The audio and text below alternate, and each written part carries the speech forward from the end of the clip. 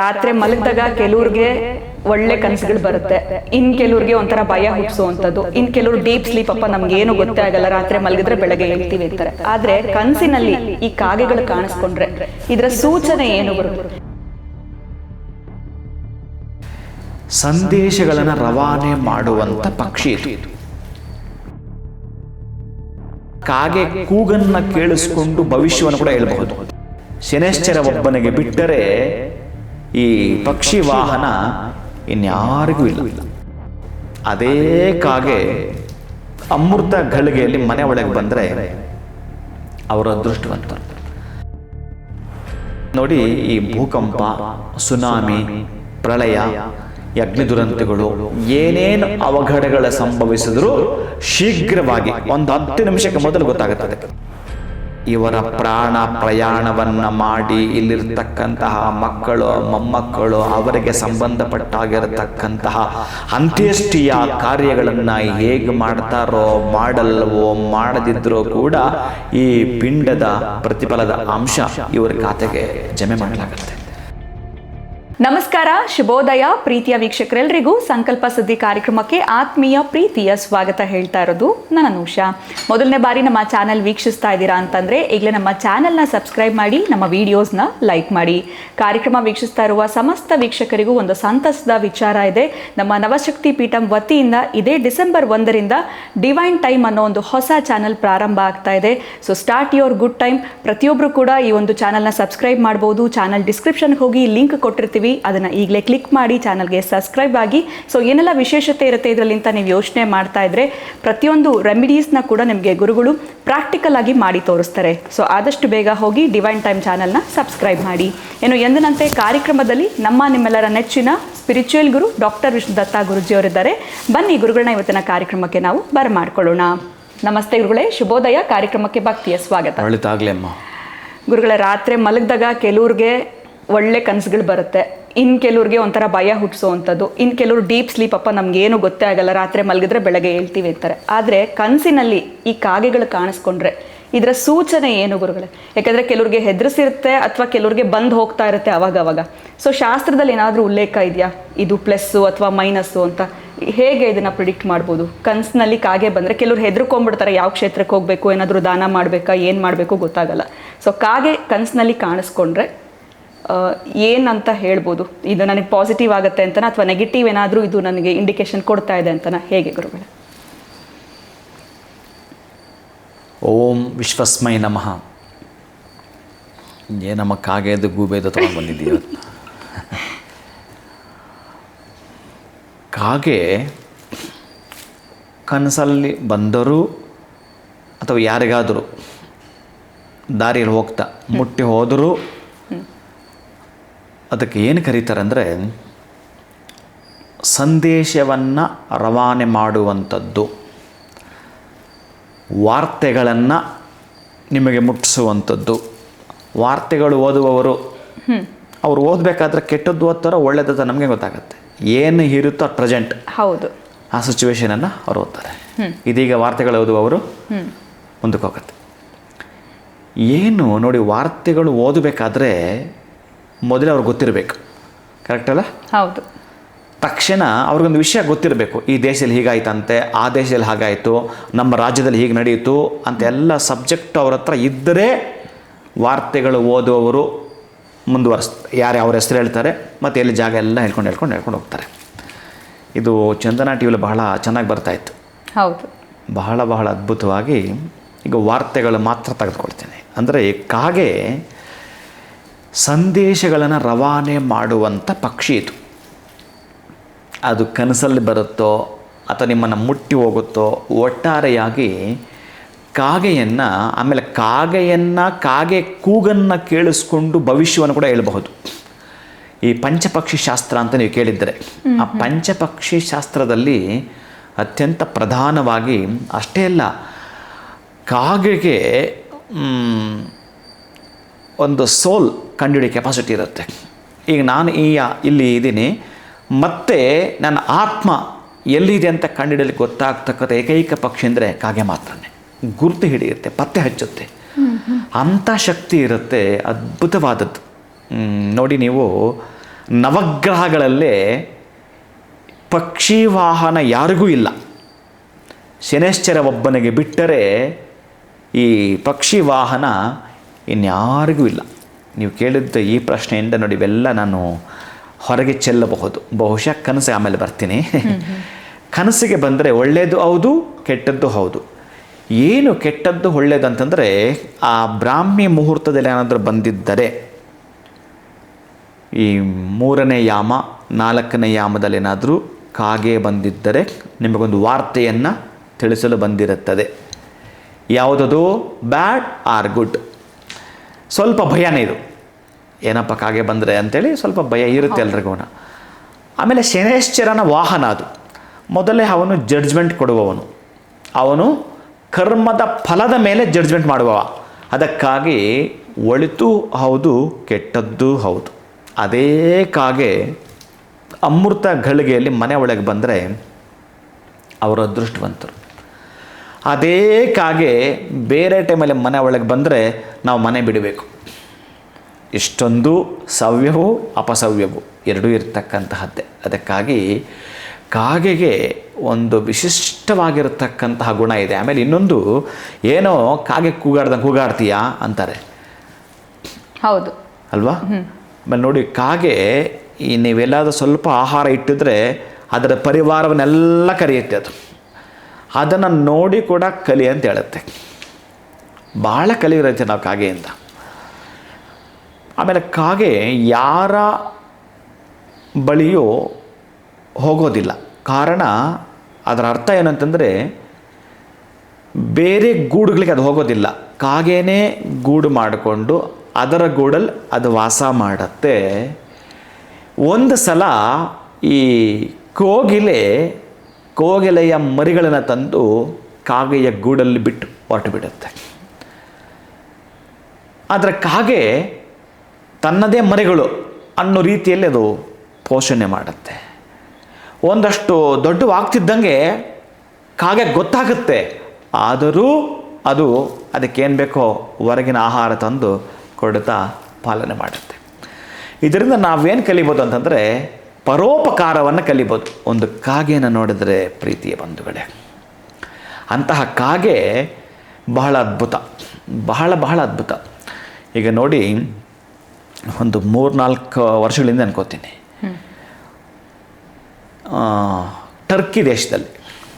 Turkey ದೇಶದಲ್ಲಿ ದೊಡ್ಡ ಭೂಕಂಪ ಆಯಿತು. ನೋಡಿ, ಈ ಭೂಕಂಪ, ಸುನಾಮಿ, ಪ್ರಳಯ, ಈ ಅಗ್ನಿ ದುರಂತಗಳು ಏನೇನು ಅವಘಡಗಳು ಸಂಭವಿಸಿದರೂ ಶೀಘ್ರವಾಗಿ ಒಂದು 10 ನಿಮಿಷಕ್ಕೆ ಮೊದಲು ಗೊತ್ತಾಗುತ್ತೆ. ಅದಕ್ಕೆ ನಾನು ವಾರ್ತಾ ಸಂದೇಹವನ್ನು ಕೊಡುತ್ತೆ ಅಂತ ಹೇಳೋದು. ಅಂದರೆ ಮೊದಲು ಕಾಗೆ ಗೊತ್ತಾಗುತ್ತೆ. ಹೇಗೆ ಈ ವಾರ್ತೆಗಳು ಓದೋದು ಮೊದಲು ಗೊತ್ತಾಗುತ್ತೋ, ಆಮೇಲೆ ಓದಿದ್ಮೇಲೆ ನಮ್ಗೆ ಗೊತ್ತಾಗುತ್ತೋ, ಹಾಗೆ ಅಲ್ಲಿ ನಡೆಯೋ ಸನ್ನಿವೇಶ ಮೊದಲು ಕಾಗೆ ಗೊತ್ತಾಗುತ್ತೆ. ಅಲ್ಲ, ಈ ಜನ್ಮದಲ್ಲಿನದು ಇನ್ನೊಂದು ಜನ್ಮದ್ದು ಸೋಲ್ ಕಂಡುಹಿಡಿಯುತ್ತೆ ಅದು. ಅಂದರೆ ಲೆಕ್ಕ ಮಾಡಿ ನೀವು ಎಷ್ಟು ಜ್ಞಾಪಕ ಶಕ್ತಿ ಅದಕ್ಕಿದೆ ಅಂತ. ಅದಕ್ಕೆ ಮಾತ್ರ ಗೊತ್ತಾಗುತ್ತೆ. ಅದೇ ಇವನೇ ಅಂತ ಪಾಪ ಅದು ಹೇಳಲ್ಲ ಯಾರಿಗೂ ಅಷ್ಟೇ. ಅದಕ್ಕೆ ನೀವೇನಾದರೂ ಎಲ್ಲಿ ತಲುಪಿರ್ತೀರ ಅಂತಂದರೆ, ತುಂಬ ದೀನಸ್ಥಿತಿ, ಇನ್ನು ಏನೂ ನನಗೆ ಗೋಚರ ಆಗ್ತಾಯಿಲ್ಲ ಅಂದಂಥವ್ರು 1 ದಿನವೋ 2 ದಿನವೋ ಅಲ್ಲ, ಈ ಮೊದಲು ಈಗ ಗೊತ್ತಿಲ್ಲ ಏನೇನು ಮಾಡ್ತಾರೆ ಅಂತ. ಊಟ ಮಾಡುವಾಗ ನಾನು ಬಹಳ ಗಮನಿಸಿದ್ದೀನಿ. ನಮ್ಮ ಅಜ್ಜಿನೇ ಒಬ್ಬರು, ನಮ್ಮ ಅಜ್ಜಿ ಕಾಂತಮ್ಮ ಅಂತ, ಊಟ ಮಾಡುವಾಗ ಅವರು ಏನೋ ತಟ್ಟೆಯಲ್ಲೆಲ್ಲ ಹಾಕೊಂಡ್ಮೇಲೆ ಒಂದು ತುತ್ತು ತೊಗೊಂಡು ಹೀಗೆ ಕೈಲಿ ಹಿಡ್ಕೊಂಡು ಪ್ರಾರ್ಥನೆ ಮಾಡಿಬಿಡೋದು. ಏನು ಎಷ್ಟೊತ್ತು ಮಾಡ್ತಾರೋ ಆ ಪ್ರಾರ್ಥನೆಯೇ. ಏನಂತ ನಾವು ಸ್ವಲ್ಪ ಭಯ ಪಡ್ತಾಯಿದ್ವಿ. ಅವ್ರು ಸ್ವಲ್ಪ ಮಡಿ ಜಾಸ್ತಿ, ವಿಪರೀತವಾಗಿ ಏನೋ ಸಣ್ಣ ಪುಟ್ಟ ತಪ್ಪುಗಳನ್ನ ತಿದ್ದುವಂಥದ್ದು ಹೆಚ್ಚಿಗೆ ಇರೋಂಥದ್ದು. ಆ ಸ್ನಾನ ಮಾಡಬೇಕಾದ್ರೂ ಗೋವಿಂದ ನಾಮಸ್ಮರಣೆ ಮಾಡ್ಕೊಂಡು ಸ್ನಾನ ಮಾಡಬೇಕು, ಕೇಳಿಸ್ಬೇಕು ಅವ್ರು ಹೊರಗಡೆಗೆ, ಅಷ್ಟು ಸ್ವಲ್ಪ ಸ್ಟ್ರಿಕ್ಟು. ಈಗ ಹಿಡ್ಕೊಂಡು ಪ್ರಾರ್ಥನೆ ಮಾಡೋರು, ಅವರು ಮಾಡಿ ಪಕ್ಕದಲ್ಲಿಡೋರು, ಆ ತಟ್ಟೆ ಪಕ್ಕದಲ್ಲಿಡೋರು. ಇದು ಏನು ಅಂತ ನಮಗೆ ಕೇಳೋಕ್ಕೂ ಭಯ. ಅಥವಾ ಅದನ್ನು ಮೊದಲು ಅಲ್ಲೆಲ್ಲಾದರೂ ಗೋಡೆ ಮೇಲೆಲ್ಲ ಇಟ್ಟು ಬರ್ತಾಯಿದ್ರು, ಆ ನಂತರ ಊಟ ಮಾಡ್ತಾಯಿದ್ರು. ಈಗ ನಾವು ಅದ್ರ ಬಗ್ಗೆ ಎಲ್ಲ ರಿಸರ್ಚ್ ಮಾಡಿದಾಗ ನಮಗೆ ಅರ್ಥ ಆಗೋದು, ಅದನ್ನು ಕಾಗೆ ಪಿಂಡ ಅಂತ ಕರೀತಾರೆ. ಕಾಗೆ ಪಿಂಡ. ಮೊದಲು ಕಾಗೆಗಳಿಗೆ ಉಣಬಡಿಸಿ ಆ ನಂತರ ಊಟ ಮಾಡ್ತಿದ್ರು ಹಿರಿಯರು. ಅದಕ್ಕೆ ಆಹಾರವನ್ನು ಕೊಡುವಂಥದ್ದು. ಇದು ಬಹುಶಃ ಏನೆಲ್ಲ ಮಾತಾಡುತ್ತೆ ಗೊತ್ತಾ? ಗೊತ್ತಿಲ್ಲ. ಇವರ ಪ್ರಾಣ ಪ್ರಯಾಣವನ್ನು ಮಾಡಿ ಇಲ್ಲಿರ್ತಕ್ಕಂತಹ ಮಕ್ಕಳು ಮೊಮ್ಮಕ್ಕಳು ಅವರಿಗೆ ಸಂಬಂಧಪಟ್ಟಾಗಿರತಕ್ಕಂತಹ ಅಂತ್ಯೇಷ್ಟಿಯ ಕಾರ್ಯಗಳನ್ನು ಹೇಗೆ ಮಾಡ್ತಾರೋ ಮಾಡಲ್ವೋ ಮಾಡದಿದ್ದರೂ ಕೂಡ ಈ ಪಿಂಡದ ಪ್ರತಿಫಲದ ಅಂಶ ಇವರ ಖಾತೆಗೆ ಜಮೆ ಮಾಡಲಾಗತ್ತೆ. ಅಷ್ಟು ಅದ್ಭುತಗಳಿರ್ತವೆ. ನಾವೇನಾದರೂ ಒಂದು ಕಾಗೆ ಹಾಕಿದರೆ ಅದಕ್ಕೆ 365 ದಿನಗಳು ಒಂದಷ್ಟು ತಿನ್ನುವ ಮುನ್ನ ಅನ್ನವನ್ನು ನೀವೇನಾದರೂ ಹಾಕ್ತೀರಿ ಅಂತಂದರೆ ನೀವು ಬರೆದಿಟ್ಕೊಳ್ಳಿ, ನಿಮ್ಮ ಹಣೆ ಬರವನ್ನು ನೀವೇ ಬದಲಿಸಿದ ಬ್ರಹ್ಮರಾಗ್ತೀರಿ.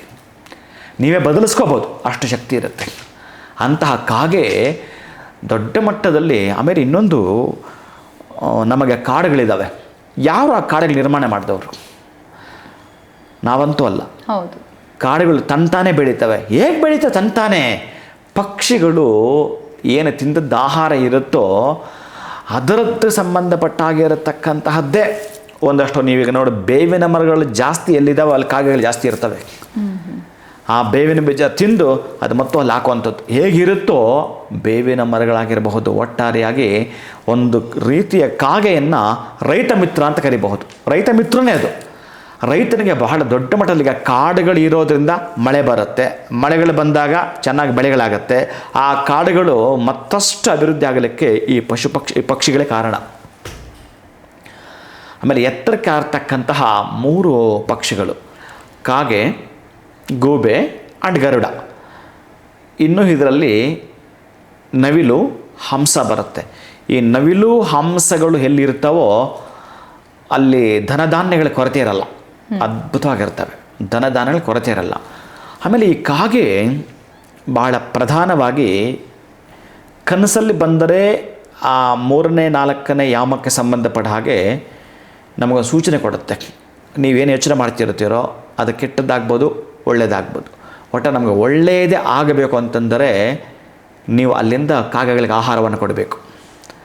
ಶನೇಶ್ವರನ ದೇವಸ್ಥಾನಕ್ಕೆ ನೀವು ಪ್ರತಿನಿತ್ಯ ಹೋಗಿ ಬರ್ತಕ್ಕಂಥದ್ದು. 8 ದಿನಗಳ ಪರ್ಯಂತ ಪ್ರತಿನಿತ್ಯ ಬೆಳಗಿನ ಜಾವ ದೇವಸ್ಥಾನಕ್ಕೆ ಹೋಗಿ ಬಾ ಅನ್ನೋ ಇಂಡಿಕೇಶನ್ ಕೂಡ. ಒಟ್ಟಾರೆ ನಿಮಗೇನೋ ಒಂದು ಕೆಡುಕು ಆಗೋದನ್ನು ತಪ್ಪಿಸಲಿಕ್ಕೆ ನಾನು ಬಂದಿದ್ದೇನೆ, ಒಂದು ವಿಷಯವನ್ನು ಮುಟ್ಟಿಸ್ತಾ ಇದ್ದೇನೆ, ನೀವು ಎಚ್ಚೆತ್ಕೊಳ್ಳಿ ಅಂತಕ್ಕಂಥ ವಾಹಕದ ಗುರುತು ಕೂಡ ಆಗಿರುತ್ತೆ. ಈಗ ಯಾರೋ ಒಬ್ಬ ಶತ್ರುದು ಒಂದು ಬಟ್ಟೆ ನೀವು ಅಲ್ಲಿ ಸ್ವಲ್ಪ ಎಷ್ಟು ಪೀಸ್ ತೆಗೆದಲ್ಲಿ ಹಾಕಿ, ಅವನು ಎಲ್ಲಿದ್ದಾನೆ ನಮ್ಗೆ ಗೊತ್ತಾಗಬೇಕು, ಶತ್ರು ಎಲ್ಲಿದ್ದಾನೆ ನಮ್ಗೆ ಗೊತ್ತಾಗಬೇಕು ಅಂತಂದರೆ ನೀವು ಆಹಾರ ಹಾಕಿ ಅಭ್ಯಾಸ ಮಾಡ್ಕೊಂಡ ಮೇಲೆ ತಕ್ಷಣ ಅಲ್ಲ. ನಿಮಗೆಲ್ಲೋ ಒಬ್ಬ ಶತ್ರು ಅವತ್ಕೊಂಡಿದ್ದ, ಅವನನ್ನು ಕಂಡುಹಿಡಬೇಕು ಅಂತಂದರೆ ಅವನ ಊಟ ಎಲ್ಲ ಹಾಕಿ ಒಂದು 16 ದಿನಗಳಲ್ಲಿ ಕಳೆದ ಮೇಲೆ ಆ ವಸ್ತ್ರವನ್ನು ಅಲ್ಲಿ ಹಾಕಿದ್ರೆ ಮತ್ತೆ ಅದು ಬಾಯಲ್ಲಿ ಕಚ್ಕೊಂಡು ಹೋಗಿ ಒಂದಷ್ಟು ದೂರ ಹೋಗಿ ಆ ದಿಕ್ಕಿಗೆ ಬಿಸಾಕತ್ತೆ. ಅಂದರೆ ಅವನು ಆ ದಿಕ್ಕಲ್ಲಿದ್ದಾನೆ ಅಂತ. ನಾವಲ್ಲ ಹಾಕಿ ಕೂಡ ಅದು ಮುಟ್ಟೋದೇ ಇಲ್ಲ ಅಂತಂದರೆ ಶತ್ರು ನಿಮ್ಗೆ ಸಿಗಲ್ಲ ಅಂತ. ಅಲ್ಲೇ ನಾವು ಅರ್ಥ ಮಾಡ್ಕೋಬೋದು. ಅಷ್ಟು ಕಾಗೆ ಯಾರಿಗಾದ್ರೂ ಒಂದು ಬೆನ್ನು ಮುಟ್ಟಿ ಹೋಗ್ಬಿಟ್ರು ಕೂಡ ದೋಷಪ್ರದವೇ. ಏನೋ ಕರ್ಮ ಇದೇನೆಂದು ಎಚ್ಚೆತ್ಕೋ ಅಂತ ಮೊದಲೇ ನಿಮಗೆ ಅದು ವಾರ್ತೆ ಸಂದೇಶವನ್ನು ಕೊಡ್ತಾ ಇದೆ, ಎಚ್ಚೆತ್ಕೋ ಅಂತ. ತಕ್ಷಣ ಏನು ಮಾಡ್ಬೇಕಂತಂದರೆ ಈ ಎಳ್ಳೆಣ್ಣೆ ಮೈಯೆಲ್ಲ ಹಚ್ಕೊಂಡು ಅಭ್ಯಂಜನ ಸ್ನಾನ ಮಾಡಿ ಒಂದು ಸಣ್ಣದೊಂದು ಕಬ್ಬಿಣದ ಬಾಂಡ್ಲಿಯನ್ನು ಅದರ ಸ್ವಲ್ಪ ಎಳ್ಳೆಣ್ಣೆ ಕೊಟ್ಟು ಶನೈಶ್ಚರನಿಗೆ ಎಳ್ಳು ಜೊತೆಗೆ ದಾನ ಮಾಡಿದರೆ ದೋಷಗಳು ನೀಗುವುದು ಅಂತ. ಅಂದರೆ ದೊಡ್ಡ ಆಪತ್ತು ಆಗುತ್ತೆ ಕಣೋ.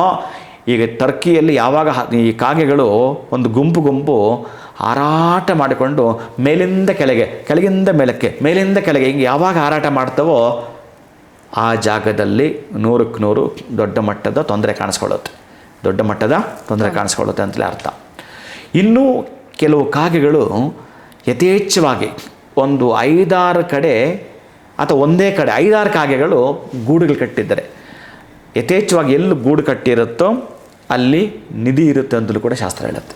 ನಿಧಿ ಇದು ವೈರ್ತಾಳಿ ತಂತ್ರದಲ್ಲಿ ಉಲ್ಲೇಖ ಇರುವಂಥದ್ದು. ಅದಕ್ಕಾಗಿ ಕಾಗೆಗಳ ಬಗ್ಗೆ ಬಹಳ ವಿಶೇಷತೆ ಇರುವಂಥದ್ದು. ಆಮೇಲೆ ಕರ್ಮಕ್ಕೆ ಸಂಬಂಧಪಡುವ ಪ್ರತಿಫಲವನ್ನು ಸೂಚಿಸ್ತಕ್ಕಂಥದ್ದು. ಜೊತೆಗೆ ಬಹಳ ಪ್ರಮುಖವಾಗಿರತಕ್ಕಂತಹದ್ದು ಕಾಗೆಗೆ ನೀವು ಏನು ಪ್ರತಿನಿತ್ಯ ಆಹಾರ ಕೊಡ್ತೀರೋ ಯಾವುದೇ ಕಾರಣಕ್ಕೂ ನೀವು ಎಂಜಲು ಮಾಡಿದ ಮೇಲೆ ಹಾಕೋದು ಸಮಂಜಸವಲ್ಲ. ಆಮೇಲೆ ಇನ್ನೊಂದು ಚೆನ್ನಾಗಿ ಅರ್ಥ ಮಾಡ್ಕೊಳ್ಳಿ, ಕಾಗೆಗಳು ಈ ಗ್ರಹಣ ಬರುತ್ತಲ್ಲ, ನೀವು ಬೇಕಾದ ಪರೀಕ್ಷೆ ಮಾಡಿ, ಗ್ರಹಣಗಳು ಬಂದಾಗ ನೀವು ತೊಗೊಂಡಾಗ ಆಹಾರ ಹಾಕಿ ಮುಟ್ಟಲ್ಲ. ಮುಟ್ಟಲ್ಲ ಅವು. ಅದೇ ರೀತಿಯೇ ಸಂಜೆ ನೀವು ಸಾಯಂಕಾಲ ಒಂದಷ್ಟೊಂದು ಮೊಣ ಹಾಕ್ತೀನಿ ಆಹಾರ ಅಂದರೂ ಮುಟ್ಟಲ್ಲ ಅವು. ನೋಡಿ, ಅದನ್ನು ನೋಡಿ ನಾವು ತುಂಬ ಕಲಿಬೋದು, ತುಂಬ ಕಲಿಯೋದಿದೆ. ಹಾಗೆ ಈ ಕಾಗೆ, ಆಮೇಲೆ ಬೆಳಗಿನ ಜಾವ ಸೂರ್ಯೋದಯಕ್ಕೆ ಮುನ್ನ ಏಳುವ ಏಕೈಕ ಪಕ್ಷಿ ಅಂತಂದರೆ ಈ ಕಾಗೆನೇ. ಎಷ್ಟು ಅಂತಂದರೆ ಎಲ್ಲೋ ಗೊತ್ತಿಲ್ಲ, ಅದು ಎಲ್ಲಿ ಇರುತ್ತೆ ಅಲ್ಲಿ ಹೋಗಿ ನೀರಲ್ಲಿ ಹಂಗೆ ಮುಳುಗೆದ್ದು ಬರುತ್ತೆ. ಸೂರ್ಯಾಸ್ತ ಆದಮೇಲೆ ಅದು ನೀವು ಯಾವುದೇ ಆಹಾರವನ್ನು ಮುಟ್ಟಲ್ಲ. ಗ್ರಹಣಗಳಂತೂ